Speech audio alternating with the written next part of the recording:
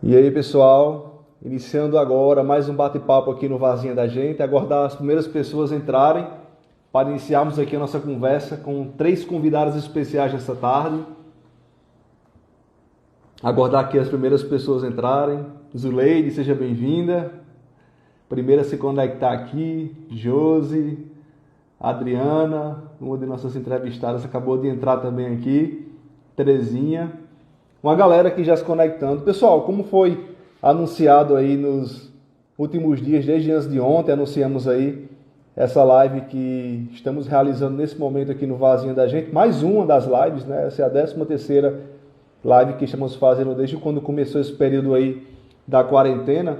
E hoje, assim como a live passada que a gente fez, que foi sobre a questão de violência contra a mulher, agora a gente vai trazendo um foco um pouquinho aí para criança e adolescente, como foi bem anunciado. Amanhã, dia 18 de maio, é o dia D do combate nacional ao abuso e exploração sexual de crianças e adolescentes, né? Não sei se todos aqui têm conhecimento, mas se não, vamos debater muito sobre isso hoje, né? E é um assunto bastante polêmico, mas também ao mesmo tempo muitíssimo importante para que nós possamos estar trazendo cada vez mais essa discussão aqui para a nossa sociedade, seja através de uma live, seja através da conversa com um amigo via telefone, seja via WhatsApp, seja pessoalmente, né? É bom a gente discutir esse assunto em casa também. A gente vai trazer dados muito importantes para todos vocês. Vamos aguardar aqui as primeiras pessoas entrarem para iniciarmos aqui a nossa entrevista com a nossa primeira entrevistada. Vamos iniciar o nosso bate-papo aqui com a nossa amiga Adriana, que é filha da nossa terra, rafaelense. Ela que é assistente social, graduada em serviço social pela Universidade Federal do Rio Grande do Norte, a UFRN. A Adriana Carneiro também tem pós-graduação em políticas públicas e intervenção social e também pós-graduação em direito da criança, juventude e idosos. Ela está cursando também pós-graduação em saúde coletiva e possui um estágio de pós-graduação na vara da infância e juventude do Fórum Jaime Jenner de Aquino, aqui na nossa cidade vizinha, Paulo César. Então a Adriana tem uma já experiência nessa área aí, já vivenciou muito dia a dia. Também teve experiência já no CRAS, no CREAS, tem experiência, né? Inclusive ela também trabalha na parte de graduação, ela leciona disciplinas de pós-graduação, de graduação, é tutora presencial da Faculdade da Anhanguera de Pau dos Ferros e também já atuou como perita social da 12ª Unidade da Justiça Federal.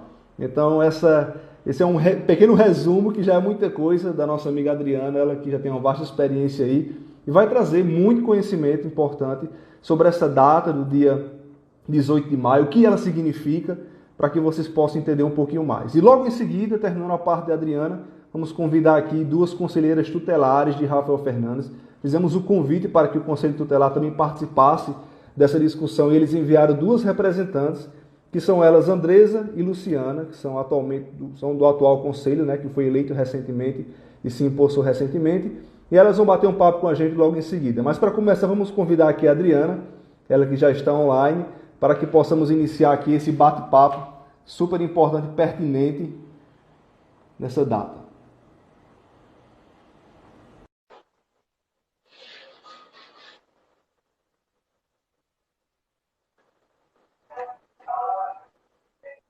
Oi, Adriana. Oi, Boa Vinícius, tarde, tudo bem? tudo bem? Tudo Boa bem, graças a tarde. Deus. Seja muito bem-vinda ao Vazinha da Gente. Obrigada.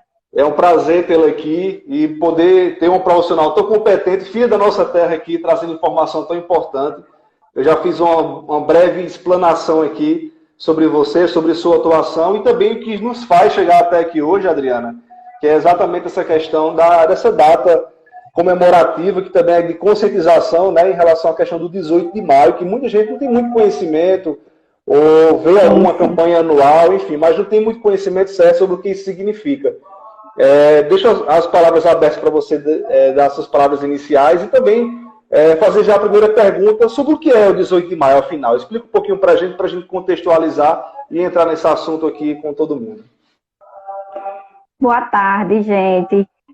Eu quero inicialmente, Vinícius, agradecer o convite e dizer que eu estou muito lisonjeada em participar e ser convidada sua, né, em meio a tantos profissionais disponíveis para realizar um debate como esse, né?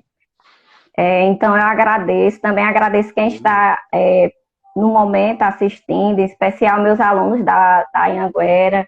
Tem muito aluno aí online, viu? Já assinando. Já vi aí, a Adriana, né, minha xará também, né? E eu quero agradecer a participação de todos vocês que estão aqui, dizer que é um prazer estar aqui realizando esse debate. Parabenizar o seu projeto, né, Vinícius? Obrigado, Adriana. Que traz discussões extremamente importantes, né, para a nossa sociedade. Dizer que é muito válido a gente vir até aqui, através das nossas redes sociais, trazer debates importantes, discussões importantes que alertam a população, né? Eu assisti a última live, né, que foi sobre violência doméstica, um debate extremamente necessário. Verdade. E não menos importante também falar sobre violência contra crianças e adolescentes, né? Verdade. A gente está vivendo esse período de pandemia, de isolamento social, e as nossas crianças e mulheres também estão muito mais suscetíveis a serem vítimas de violência, né, nesse período, porque estão convivendo mais tempo de forma forçada com seus familiares, né? E como os dados apontam, os principais agressores são pessoas que estão dentro do convívio familiar, tanto das mulheres, né, quanto das crianças e dos adolescentes, né? Então, é muito importante a gente poder fazer essa alerta durante esse período, né? Um período onde a gente não está dentro das instituições trabalhando com essas pessoas, mas as redes sociais, elas podem levar, sim, informações importantes, né? Hoje, a maioria muitos usuários ainda não possuem acesso à internet, mas eu creio que, em sua maioria, eles possuem, né? E esses meios, né? As redes sociais são muito importantes para isso. Verdade, e como você perguntou, né, sobre o Dia Nacional de Combate ao Abuso e Exploração Sexual, essa data, ela foi institucionalizada como uma data, né, o Dia D de Combate ao Abuso e Exploração Sexual. Por que que ela foi instituída nessa data? Né, dia 18 de maio de 1973, uma criança, Araceli, se eu não estou enganada, acho que a idade dela era 9 anos. 8 anos, eu fiz uma pesquisa também. 8 anos, né? Enquanto ela saía da escola, né, ela foi sequestrada por 2 homens e ela foi abusada sexualmente por eles, né?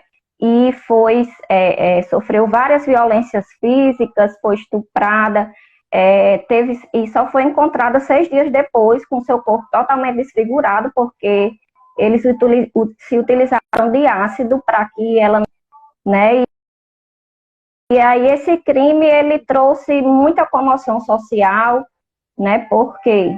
Porque esses 2 agressores, eles eram da alta sociedade, lá do Espírito Santo, e por terem muita influência, eles não foram responsabilizados da forma que deveriam ser, né?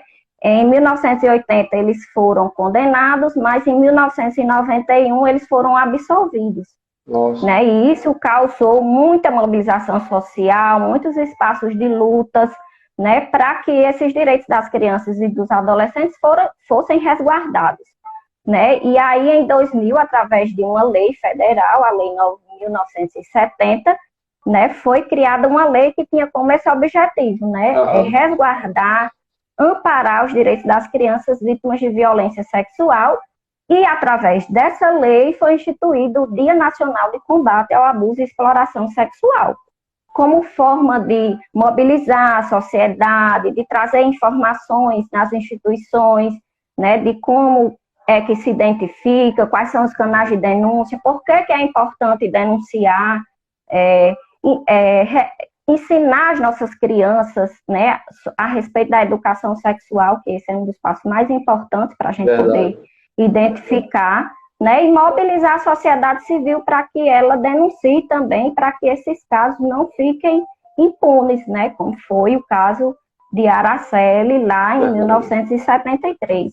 Adriana, e quando a gente fala sobre esses casos de abuso e exploração sexual, inclusive na live anterior a gente estava conversando que quando é violência contra a mulher, as pessoas associam diretamente aquela violência física, né?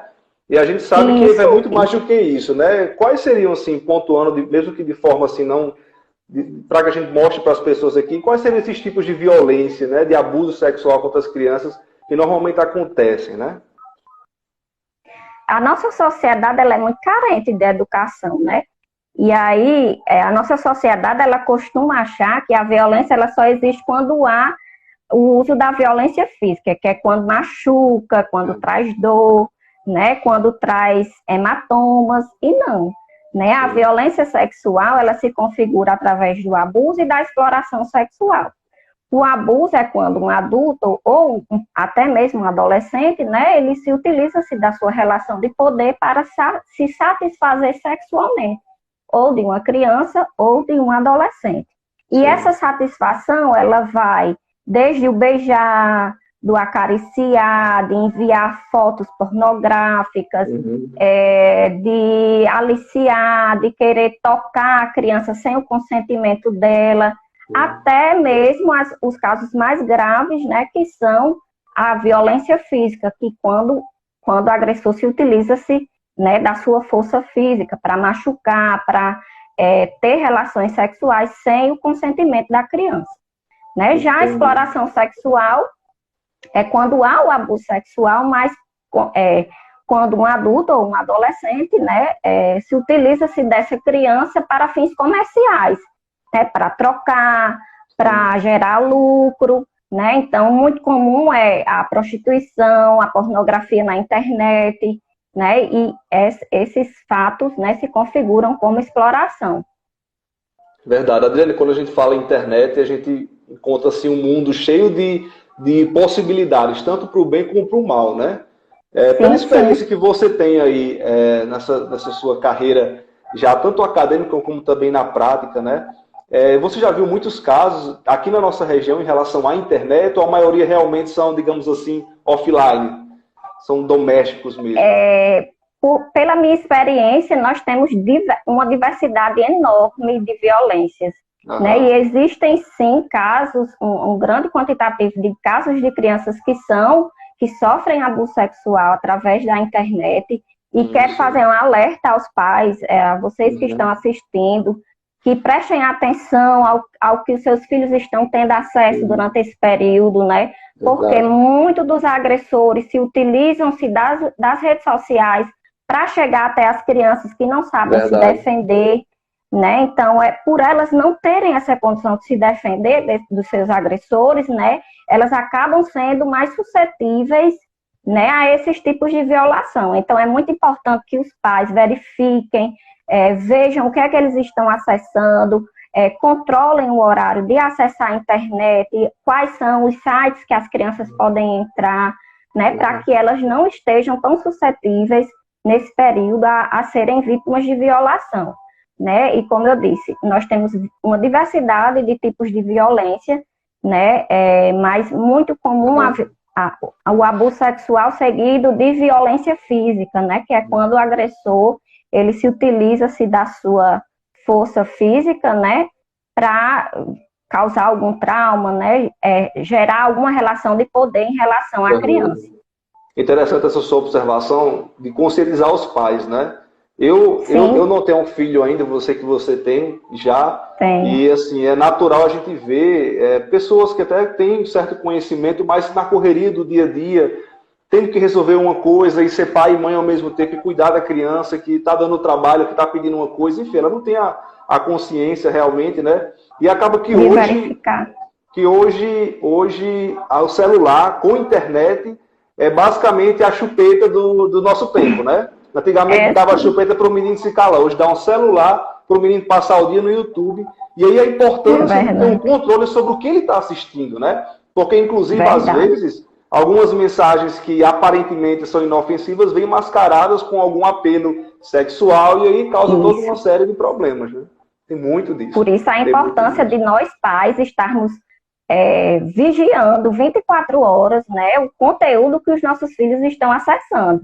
Verdade. E aí, Adriana, tem o outro lado da moeda também, que acontece muito, a gente fica ainda mais horrorizado quando a gente vê em noticiários, quando os casos de violência, de assédio sexual, acontece dentro da própria residência, né? O pai com o filho, com a sobrinha, enfim. É uma situação muito delicada, realmente, que, em muitos casos, também é uma questão cultural, né?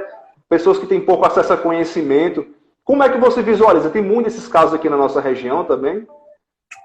A maioria dos casos de violência sexual, elas acontecem, se eu não me engano, 70% dos casos, eles acontecem dentro do ambiente intrafamiliar, ou seja, dentro da residência das crianças, né, das vítimas.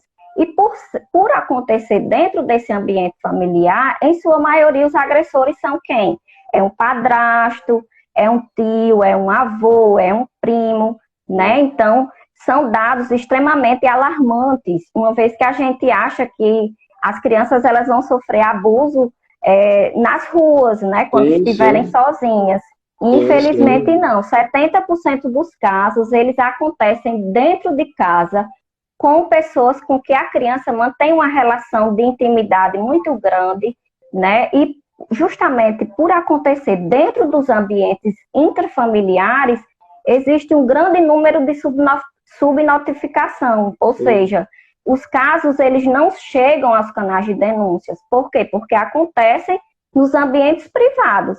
E uma vez que acontece nos ambientes privados, né, não há denúncia. Então, essa denúncia não chega. Então, geralmente, a gente trabalha com 10% dos casos que existem. Ou seja, 90% de casos de violência e de abuso sexual não são notificados.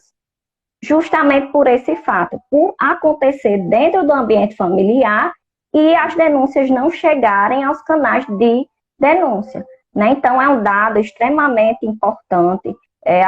Às vezes a gente acha que isso acontece com pessoas da rua e a gente, às vezes, acaba confiando demais nessas pessoas com os quais os nossos filhos mantêm contato frequente, né? Então, precisa ter uma atenção muito grande, né? Com quem a gente deixa a criança sozinha, quais foram as consequências depois de terem deixado essas crianças sozinhas, o que é que elas contam, prestar atenção, ouvir, né, orientar, para que elas tenham condições de chegar e informar quando estiverem em perigo. Adriana, a gente está falando aqui... Sim, pode terminar. Não, pode concluir. Não, a gente está falando aqui sobre a questão de dados, né? O que mais você poderia trazer de dados em relação a esses números que realmente assusta, né? É bem assustador, né? Para a gente ter um panorama geral de... Nem que a gente não tenha andado aqui local, mas pelo menos em nível nacional, regional, para que nós possamos ter um parâmetro realmente de como é que acontece esse tipo de violência, né? Sim. Eu dando uma estudada hoje, assim, para a gente trazer alguns dados mais concretos, né? 74% das vítimas de violência sexual são meninas, né? E isso se dá por quê? Devido a essa questão da mulher ser vista como objeto de prazer sexual para o homem, né? As meninas terem menos condições de se defender da força dos homens, né? Então, geralmente, a violência sexual acontece mais para as meninas. Isso não significa dizer que não acontece com meninos, né? Então, às vezes a gente deixa de orientar os meninos achando que eles não vão passar por isso, que isso é só uma coisa que menina passa, né? Então, 24%, 26% são de dados de meninos que sofrem violência, né? E esses dados, é importante deixar claro que também são subnotificados, ou seja, os meninos, eles não denunciam quanto às meninas, né? Por quê? Quando eles são abusados por mulheres, eles acham que estão tendo a sua masculinidade aceita, a questão da virilidade do homem, né? Que ele tem sim que ter relações sexuais independente da sua idade, né? Então, eles não relatam, eles não contam e não veem, não acreditam que aquilo seja uma violência sexual. E quando essa violência sexual ela é praticada por um homem, eles também têm medo de denunciar, né, com medo da nossa sociedade homofóbica, de taxá-los como homossexuais, né, de ter, e então isso traz receio para que eles venham realizar as notificações, né? Então, por isso que os meninos, que nós temos dados menores, em menores quantidades relacionados aos meninos, né, justamente por essa dificuldade de notificações, por eles não chegarem aos canais de denúncias, né, por esses motivos que eu expus agora. Entendi. Adriana, em relação à questão da denúncia, né? A gente falou aí que tem uma grande quantidade de subnotificações. Como é que a gente faz para denunciar? Qual é o número? Como é que a gente faz para ter acesso? Pode denunciar também quem não está dentro da situação, alguém de fora que possa denunciar o vizinho, ou saiba de alguma situação. Como é que funciona? Como é que acontece? Como é que você indica aqui para quem está nos assistindo? Um dos canais extremamente necessário é o Conselho Tutelar. Certo. Embora o Conselho Tutelar não seja o local de responsabilização do agressor, né? Ele é um órgão não jurisdicional, ou seja, ele não compõe o judiciário, né? E uma vez que ele não compõe o judiciário, ele não tem como objetivo responsabilizar os agressores, né? Então, assim, eu digo primeiramente o Conselho Tutelar pelo vínculo que ele tem com as pessoas da sociedade, né? Então, é mais próximo da comunidade, né? Sim, as pessoas se sentem mais à vontade de chegar ao Conselho Tutelar e realizar uma denúncia. Se sentem muito mais à vontade do que chegar em uma delegacia de polícia, né, que não é especializada aqui na nossa região, e aí as pessoas têm esse receio de chegar às delegacias e denunciar, né? Então, por isso que eu digo que o principal canal de denúncia seria o Conselho Tutelar, isso para de forma presencial, né? Em segundo lugar, as delegacias. Infelizmente, não temos delegacias especializadas, e isso faz com que as crianças ainda sejam muito vítimas de violência institucional, né? Ou seja, elas não são tratadas da maneira como deveriam, né? De evitar a revitimização, que é o sofrimento causado quando elas relatam o abuso, né? Mas é um canal extremamente importante, e é muito importante também que quem esteja lá dentro procure estudar e verificar de que forma vão realizar esse acolhimento com essas crianças, para que elas não sofram tantos outros traumas, né, através da realização da sua oitiva, né? Então, a delegacia civil, né, e um canal, e as pessoas têm muito receio de realizar essas denúncias por meio presencial. E uma forma de vocês realizarem essa denúncia sem serem identificados é o Disque 100. Né? Vocês podem ligar para o Disque 100, é um canal de denúncia extremamente eficaz, porque eles direcionam essa ligação, é gratuito, eles direcionam essa ligação para os canais de responsabilização, né? Eles encaminham essas denúncias para as instituições, né, para que elas investiguem e, de fato, responsabilizem o agressor, e não há necessidade das pessoas se identificarem e, posteriormente, serem perseguidas pelos agressores, né? Porque a população ainda tem muito receio de denunciar por medo de perseguição posterior. Né? Então, uma denúncia de terceiros, né? Quando você não tem nada a ver, teoricamente, com aquela situação. Isso mesmo. Então, por isso, o Disque 100, eu acho um dos canais, né? Nós profissionais achamos que é um canal extremamente eficaz, que, de fato, tem efeito, né?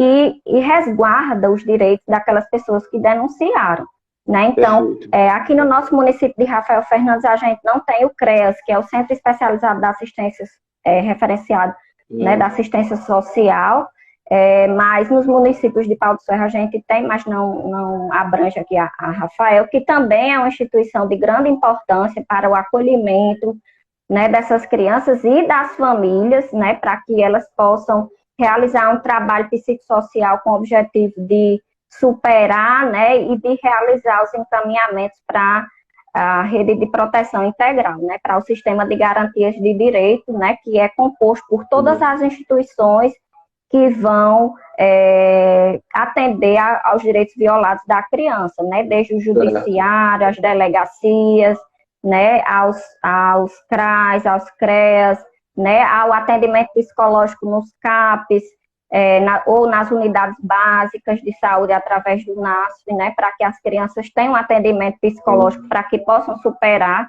né? Então, são esses canais de denúncia que vocês podem estar se utilizando, né, para que não deixem esses casos impunes. Beleza, Adriana. Infelizmente, o nosso tempo é super curto, mas estamos quase chegando ao final. Para finalizar, antes da gente chamar as meninas do Conselho Tutelar, que vão complementar e trazer essa parte prática daqui da nossa comunidade, por isso que eu convidei elas também.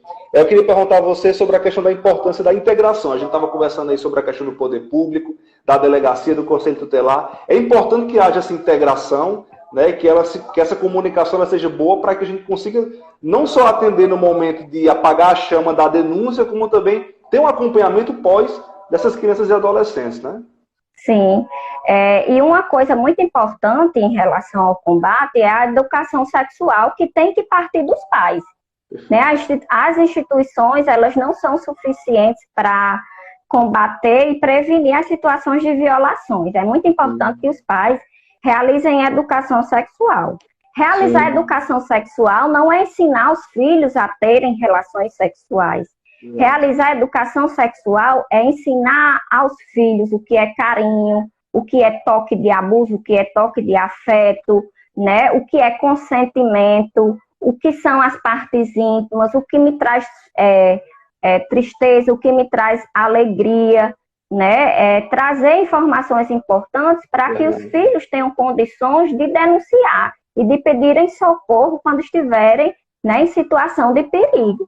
Né? Então, por isso que é importante que, primeiramente, antes das instituições, os pais realizem essa educação sexual. Né? Uma dica muito importante que os pais podem se utilizar é, por exemplo, ao brincar de cócegas. Você vai delimitar o tempo que seu filho vai pedir para que você pare.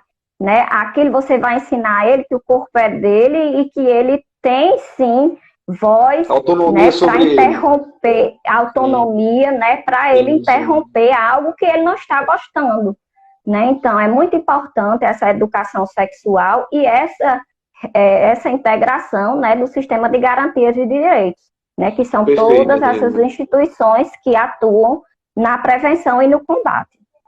Perfeito, Adriana. Muitíssimo obrigado pela sua participação. Muita gente aqui acessando, gente da nossa comunidade aqui. Tem conselheiro, eu vi aqui um conselheiro tutelar de Paulo dos Ferros, né, Antônio. Ele está aqui Antônio também. Carlos, eu vi. Exatamente, está aqui parabenizando também, agradecendo e parabenizando pelo trabalho de conscientização. Vamos agora complementar essas informações tão importantes que você trouxe, trazendo as duas meninas do Conselho. Muitíssimo obrigado e o Vazinho da Gente está à total disposição para que nós possamos, através dessa live ou de outras lives, trazer mais informações, ou pode passar informações no meu WhatsApp, que a gente pode criar algum material para divulgar, para conscientizar. A Aline Guimarães, que foi uma das últimas entrevistadas, nos trouxe um conteúdo, um vídeo, algumas informações do Disque Denúncia. A gente está publicando posteriormente para fazer com que esse conteúdo continue sendo disseminado, que não é só 18 de maio, mas é em todo ano que a gente tem que debater, né? Então, muitíssimo obrigado mais uma vez. E estamos às ordens. Obrigada a você, Vinícius. Tchau, tchau. Obrigada a todos. Obrigado. E parabéns pelo trabalho, viu? Obrigada. Tchau. Pronto, pessoal. Agradecer a Adriana demais, a todos vocês que participaram. Quem é seguidor de Adriana aí, continue assistindo, porque a gente agora vai entrevistar duas conselheiras tutelares do nosso município. Fizemos o convite, como eu já falei, ao Conselho Tutelar de Rafael Fernandes. E eles enviaram duas representantes que vão estar todas duas na mesma janela aqui com a gente agora. Vou convidar aqui agora, eu acredito que está pelo Instagram de Andresa, que são Andresa e Luciana. Vamos convidá-las agora para participarem desse bate-papo.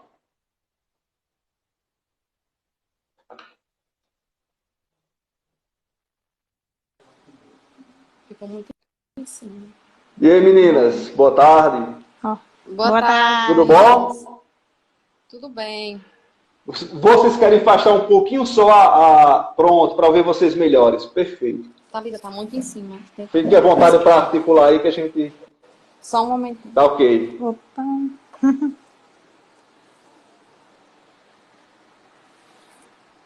Pronto, perfeito. Tá ótimo agora. Meninas, sejam muito bem-vindas ao Vazinha da Gente. Para nós é uma honra estar aqui com vocês.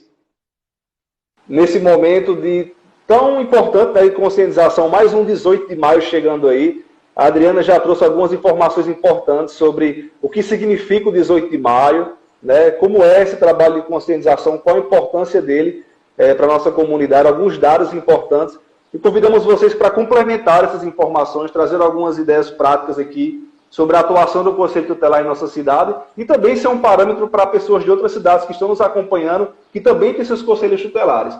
Mas antes de tudo, eu queria fazer uma pergunta a vocês. Inclusive, eu tive a honra e a oportunidade de participar da posse de vocês enquanto conselheiras, né? Hoje temos um time aí com 5 conselheiras, que são Vânia, Andresa, Renata, Luciana e Maria Luísa. Quero também mandar um abraço para as outras 3 meninas que não estão aqui, mas vocês estão aqui representando elas muito bem. E a comunidade, muitas vezes, tem uma visão distorcida sobre qual o papel do conselheiro tutelar, né? Muitas vezes, até no momento da votação, no período da eleição, vê somente essa oportunidade como um bico de trabalho, né? Uma oportunidade de você empregar uma amiga, quando na verdade é muito mais do que isso, né? Então eu queria conversar com vocês aqui, perguntar para vocês duas, para a gente explicar para a nossa audiência aqui, qual a verdadeira função da conselheira tutelar, né? Do conselheiro tutelar numa cidade. O que é que ele faz, até onde ele pode ir, para que nós possamos ter essa visão geral e a partir daí partir para os pormenores e entender um pouquinho mais sobre o trabalho de vocês. Boa tarde, Vinícius, e todos os que estão nos ouvindo, né? Nós estamos aqui agradecendo, né, o convite de você, fica muito feliz, né? E também estamos muito felizes pela participação das pessoas, né, que querem, né, saber algo, porque muita gente não sabe, né, das nossas atribuições, como é que funciona o Conselho Tutelar. Então, hoje nós vamos ressaltar algumas coisas, né, e como você diz, estamos à disposição, né, a qualquer momento que precisar da gente, e a gente também estamos à disposição de todos vocês. Como você falou, o Conselho Tutelar, ele é um órgão municipal, né? A principal função da gente é zelar pelo direito das crianças e adolescentes. Então, esse conselho ele foi criado juntamente com o ECA, né? Para quem não sabe, o ECA é o Estatuto da Criança e Adolescente. Esse ECA é constituído por leis, né? Como você disse, nós não podemos violar essas leis. A gente trabalha exatamente através das leis, né? Que muitas vezes, como você diz, a população reclama, não sabe como é um trabalho, né, do Conselho Tutelar, não sabe.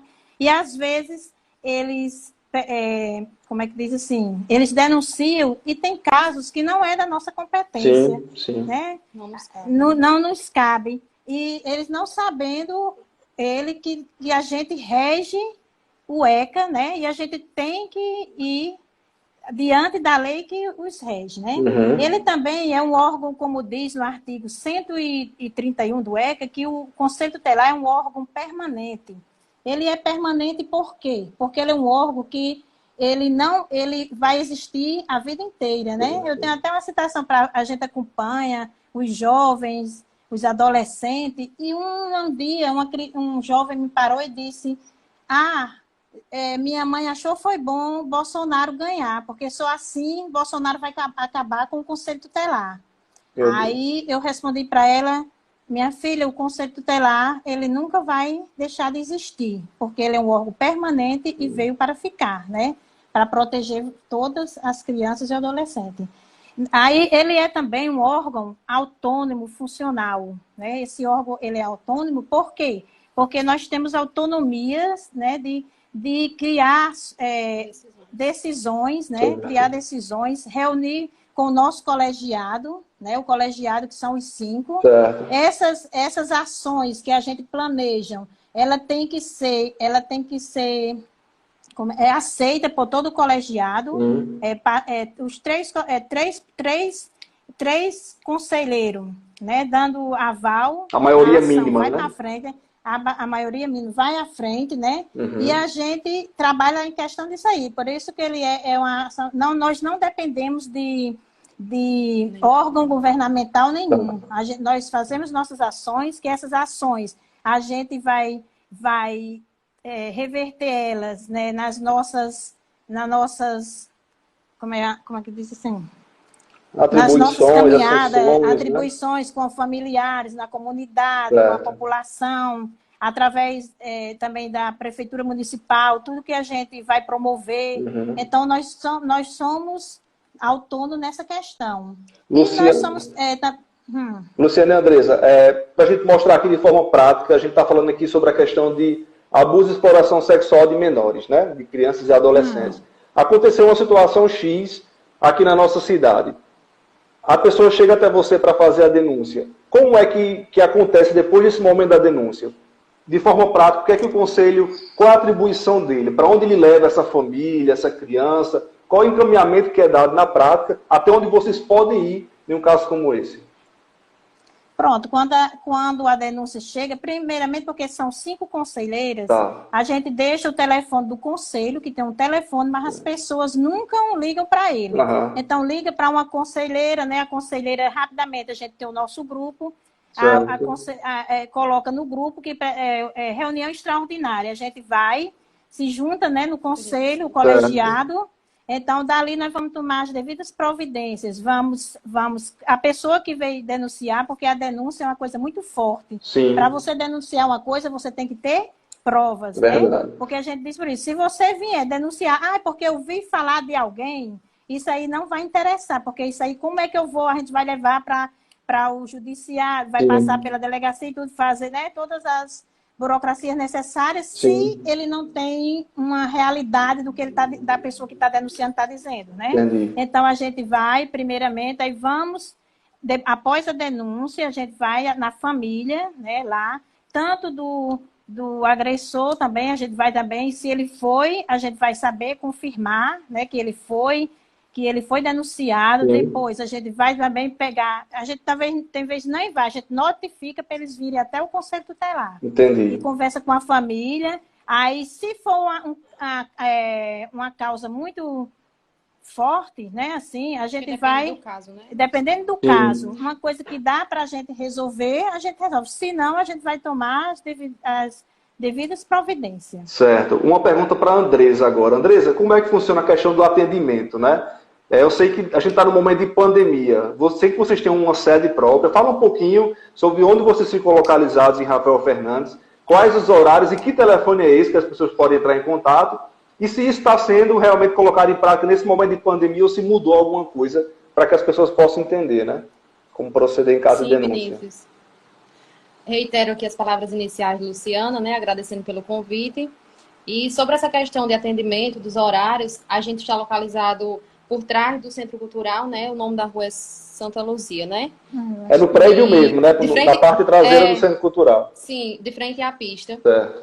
E aí, a gente tem um plantão na sede, todos os dias de manhã e tarde, de 7 até as 5 horas da tarde, fechando apenas para o almoço.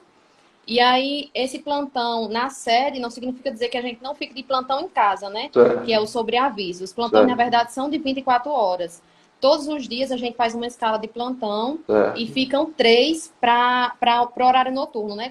Caso surja alguma necessidade. Igualmente para os finais de semana. Todo final de semana tem 3, que é a maioria, né, necessária, tem 3 de plantão para caso surja.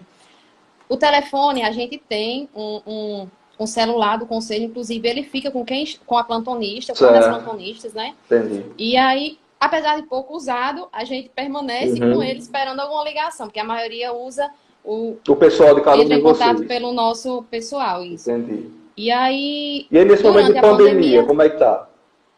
Durante a pandemia, a gente não está dando plantão na sede. Certo. A gente está só sobre aviso em período integral, né?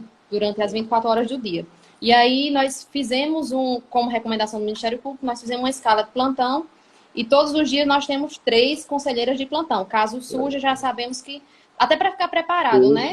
No caso cada uma das 3 fica 8 horas do dia, é isso? 8, 8 e 8, fazer completar as 24 horas? De forma diferente? As três ficam às 24 horas. Até o outro dia fica... Entendi. Aí, a cada novo dia, mais 3 ficam de plantão. A gente mesmo faz a escala. Entendi. Eu estava achando que era uma de cada vez em horários diferentes para ter o plantão. Então, quer dizer que o Conselho Tutelar está à disposição de toda a comunidade 24 horas por dia, os 7 dias da semana, né? Está. Certo. Final de semana, inclusive, qualquer hora. Pronto. Meninas... E o telefone... Sim, pode terminar. o telefone. A gente até distribuiu para alguns setores, instituições, escolas do município, apesar de pouco usado, né? Tem também no conselho agora, lá quem precisar e for até a sede e não nos encontrar, vai estar disponível o número para conseguir entrar em contato. Pronto.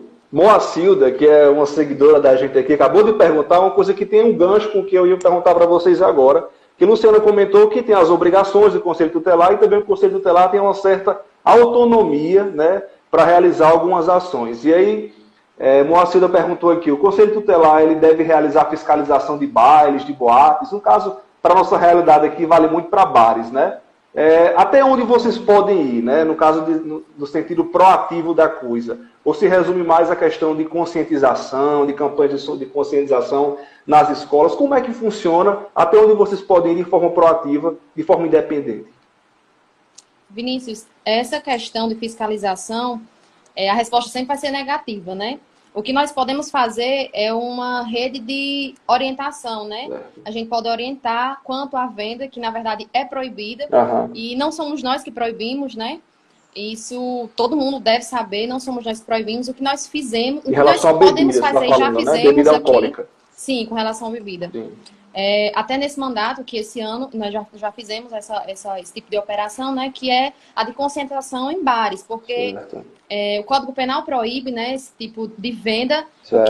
O que é proibido, na verdade? É a oferta, né? A venda, a oferta, mesmo que gratuita, a qualquer cidadão menor de 18 anos, né? Com 18 anos incompleto. Então, a gente faz essa orientação, mas infelizmente, nem sempre é o que ocorre na prática, né? Apesar do Código Penal preconizar isso, apesar do ECA também trazer, inclusive, a penalidade para isso, mas... Apesar de fazer um trabalho de conscientização, você não pode pegar pela mão do menino, levar para casa e dizer, ó, pai, está aqui. Não, essa questão de fiscalização, essa questão de fiscalização recai para outros órgãos, né? Para a polícia, para o judiciário, se for o caso, mas não para nós, até porque nós somos um órgão de encaminhamento, né? Podemos dizer assim. Alguns até dizem, faz a ponte, né? Fica só fazendo aquele liame entre a família, o adolescente e a criança que precisa, e os outros órgãos, seja secretarias de educação, de saúde, escolas, né? Judiciário e aí o Ministério Público, que é um órgão que a gente tem uma ligação direta, né? Então a gente faz só essa questão de encaminhamento. As nossas atribuições são fazer encaminhamentos. A gente não executa nenhuma delas. A gente pode fazer procurar com que seja cumprida, né, esses encaminhamentos. Mas, fora isso, a gente não executa nenhuma atividade. Como você disse, Vinícius, na questão da gente pegar, a gente pode entrar, tá passando e vendo um adolescente no bar, a gente não pode chegar até lá e mandar ele sair. Sim. Porque isso aí a gente pode até pegar responde um processo. Sim. Porque isso aí nós estamos o quê? Para passar, dizer agora, se são outros órgãos competentes, eles podem atuar, né, multar o dono do bar, né, e vai responder processo. Mas e muitas vezes a sociedade diz, o conselho faz nada, por quê?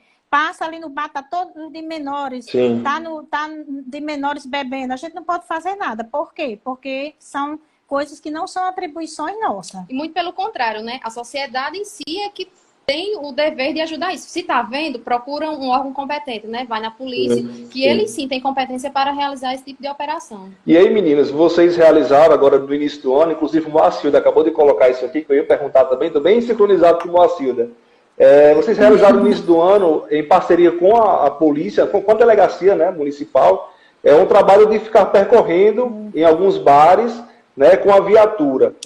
Nesse caso específico, pelo que eu entendi, era um trabalho de conscientização junto aos donos dos bares, e não em relação aos próprios jovens, né? Como foi que aconteceu? A gente, em uma delas, a primeira, a gente foi no início do mandato, né? A gente estava pregando os ofícios de apresentação, como a gente pregou nas unidades daqui da cidade, né? Da zona urbana. Sim. A gente passou também das zonas rurais, nos bares, inclusive, e por isso que gerou, inclusive, uma certa polêmica quanto a isso. Mas a gente estava fazendo esse processo de conscientização quanto à bebida alcoólica, né? Quanto à oferta e a permanência, né? De jovens dessa classe infanto-juvenil nesses bares e também pregando os ofícios de apresentação.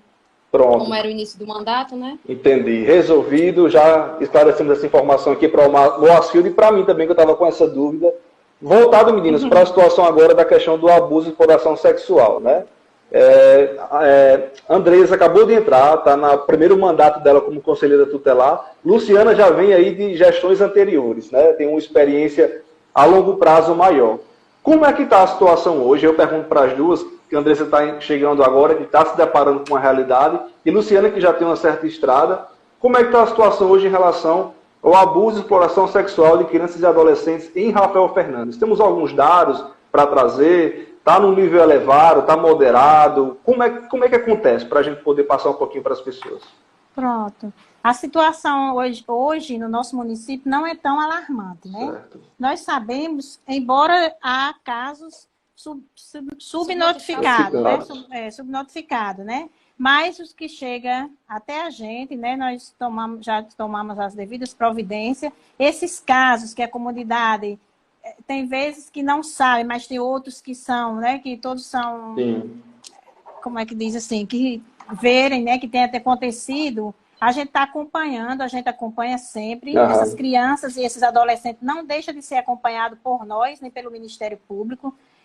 Nós temos o apoio da assistência social, CRAS, né, psicólogo, as parcerias, né? Então, sempre eles, quando acontece o caso, esse caso não fica por acaso. Ele sempre vai ser acompanhado até um determinado, até o adolescente, né, deixar de ser adolescente. Ele vai ser acompanhado.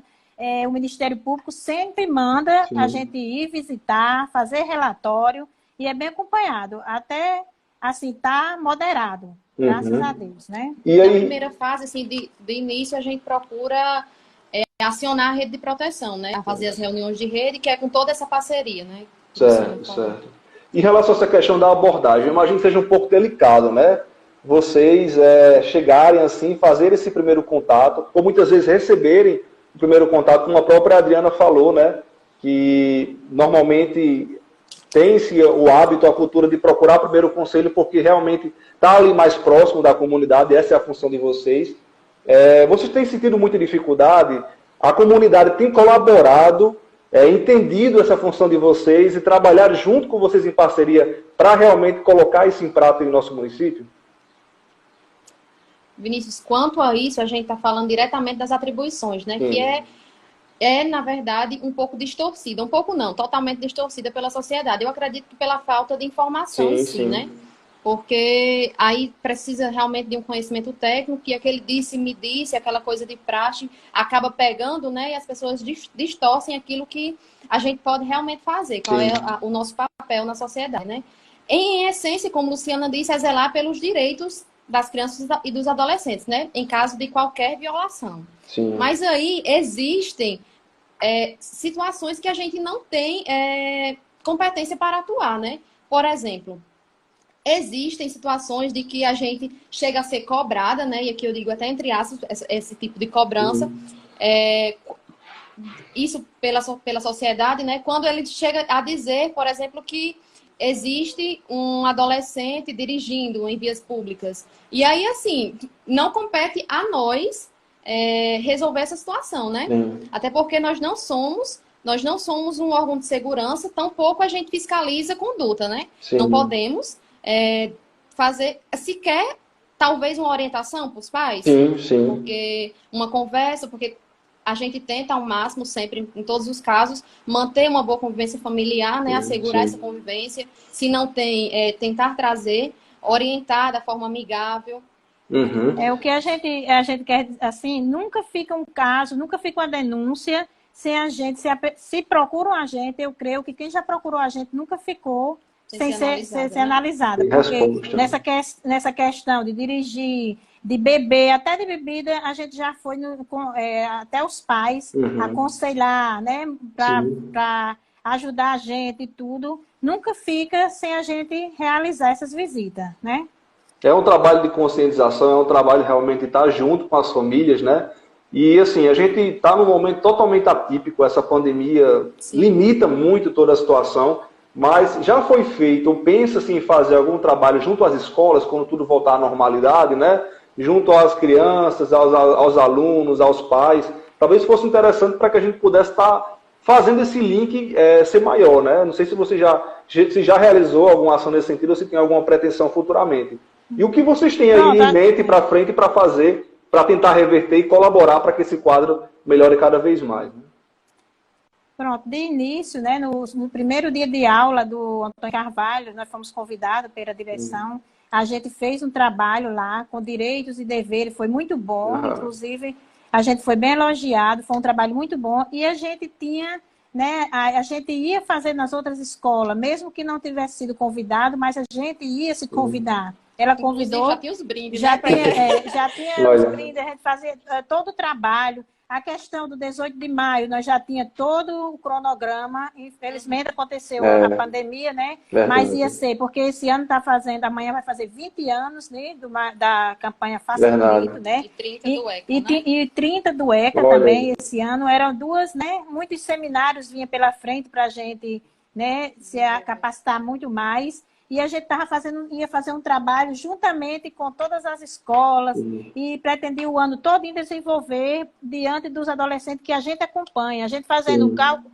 assim, as contas, a gente tem uns 20 adolescentes que a gente acompanha. Então, a gente ia aproveitar esses adolescentes que eles iam fazer juntamente, encenar, essas coisas. A gente ia convidar eles para sair com a gente nas outras escolas para desenvolver um trabalho juntamente com eles. Bacana. Aí, numa situação como essa que a gente está, como é que fica o 18 de maio? Não vai ter muito o que fazer ou tem alguma programação? Como é que está a situação para essa semana agora?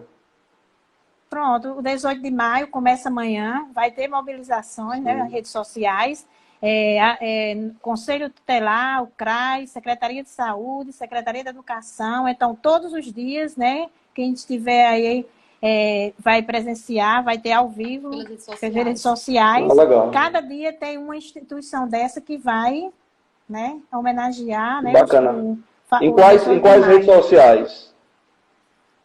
Agora. Aí vai ser de todos que... Cada instituição realiza a sua, é isso? Cada instituição realiza a sua. Entendi. Meninas, a gente está quase finalizando aqui o nosso momento, mas só para fechar, assim como eu fechei também a conversa com a Adriana, vamos falar um pouquinho sobre a importância da comunidade, das instituições estarem juntas e sincronizadas com o Conselho, né? Porque não é um trabalho só de vocês, como vocês bem falaram, é de uma série de entidades, é de toda a comunidade realmente que está ali junto para abraçar essa causa, né? Que não é só de vocês, não é só minha, é de todos nós. Sim. Como a gente diz, né? A função do Conselho é zelar pelas crianças e adolescentes, mas não só é do Conselho, né? É de toda a população, é de toda a comunidade. A gente pede que, assim, em vez da comunidade criticar, ela nos ajude, porque muitas vezes, né? Muitas vezes eles verem, né, os casos que acontecem nos seus vizinhos, mas tem medo de denunciar. E quando se expõe, o caso sai, né, à tona, aí diz assim, eu já sabia, mas o Conselho não faz nada. Mas não é só o Conselho que tem essa responsabilidade, não. É nós todos, né? A comunidade, os governantes, a população, todos somos encarregados por zelar, né, das nossas crianças e adolescentes. E vocês, eu imagino que tem esse compromisso com quem denunciar de realmente deixar como anônimo, né? De não expor, né? Quem quiser fazer uma denúncia anônima nesse telefone, por mais que seja institucional ou pessoal de vocês, imagino que é preservada a imagem dessa pessoa. Totalmente sigiloso. Né? Tem um trabalho sigiloso. Né? Ser conselheiro tutelar, né, é um trabalho muito árduo, tem que você estar diretamente ligado para ter coragem mesmo, né? Não é só como você disse, eu vou escolher fulano para ser minha conselheira porque a pobre não tem muito vínculo. Não, mas é uma responsabilidade enorme, né? Tem casos que a gente fica vários dias abatido. São coisas que mexem com o nosso psicológico. Imagino. Então, não é uma... Imagine, só sabe o que é o Conselho Tutelar quem está lá dentro. Aí disse, não, estão ganhando com a cara e a coragem, mas ninguém não sabe. Ontem eu falei com a Andressa, eu disse, Andressa, você não imaginava que o Conselho fosse o que você está vendo agora. Porque eu creio que elas, antes de entrar, achavam que era uma coisa fácil. E agora elas estão vendo que o que o povo fala da gente não é o que realmente acontece. Você estando dentro, só sabe o que é o Conselho Tutelar, quem está dentro dele. A realidade é quem está lá lutando, né, pelos direitos das nossas crianças e adolescentes do nosso país. Porque a gente lida diretamente com conflitos, né? E são conflitos familiares e acabam abalando de toda forma que se pensar. Porque uma coisa... Agora, sobre essa questão... Pode falar, Luiz. Só encerrando essa questão do sigilo, né, das denúncias. Seja por qual meio que chegar a denúncia até nós, seja pelo telefone pessoal, seja por ligação do telefone do conselho, né? Vai ser sempre sigiloso, todo o nosso trabalho é sigiloso, a gente não tem também o dever de passar um feedback, né, do encaminhamento de um caso para um reclamante. Por exemplo, Vinícius, se você chegar até nós e fizer uma denúncia sobre um caso X, você não tem o direito de nos perguntar como está sendo o encaminhamento, a resolução daquela situação, né? A gente não tem esse direito, não existe nenhuma obrigação quanto a isso. Alguns conselhos optam por responder se está indo, se como foi, mesmo que não dê informações que não possam, né? O nosso colegiado opta por não dar esse tipo de informação, porque a gente acredita que gere ainda mais um conflito de interesse, né? E se é para diminuir o conflito, se é para trazer resolução, porque trazer isso à tona, né? Verdade, com certeza. Com certeza, são casos muito delicados. Nosso tempo, infelizmente, está acabando. A gente tinha muito mais a conversar, mas eu acredito que essa conversa aqui super rápida, mas bastante intensa e com informações objetivas, só mais um dos passos para que as pessoas consigam chegar até vocês. Para o Vazinha da Gente é um enorme prazer tê-las aqui, representando também Vânia, representando Renato e também Maria Luísa, que também estão aqui online e nos assistindo. Meu abraço a todas elas também através de vocês. E dizer que o Vazinha da Gente, meninas, está à disposição para que nós possamos juntos, aí, em cadeia, continuar fazendo esse trabalho de conscientização em nossa comunidade, porque realmente a soma desses esforços faz com que a gente consiga levar a voz de vocês a mais pessoas. Então, muitíssimo obrigado por terem topado estar aqui com a gente. Ficamos totalmente às ordens, tá certo? Estão me ouvindo?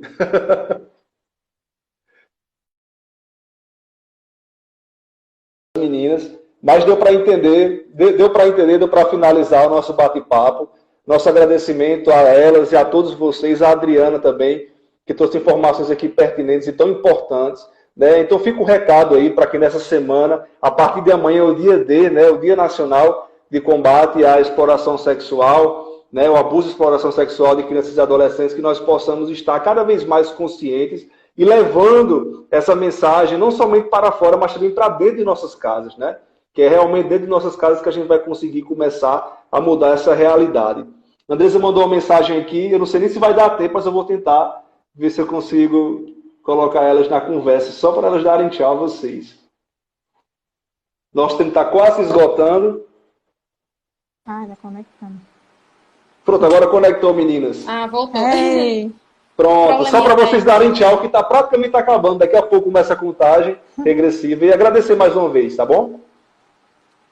Pronto, Vinícius, a gente agradece a oportunidade, né, de poder usar esse espaço para plantar, nem que seja uma sementinha que dê bons frutos, né, para que as pessoas possam enxergar com bons olhos o Conselho Tutelar, ver realmente, mesmo que minimamente, né, a duração da nossa conversa, quais são as nossas atribuições, o que a gente faz, né, e ajudar a ser também um braço. A gente costuma dizer que a gente é um braço da família, então que a sociedade seja também um braço direito nosso, para que a gente consiga ainda mais zelar pelos direitos das nossas crianças e dos adolescentes.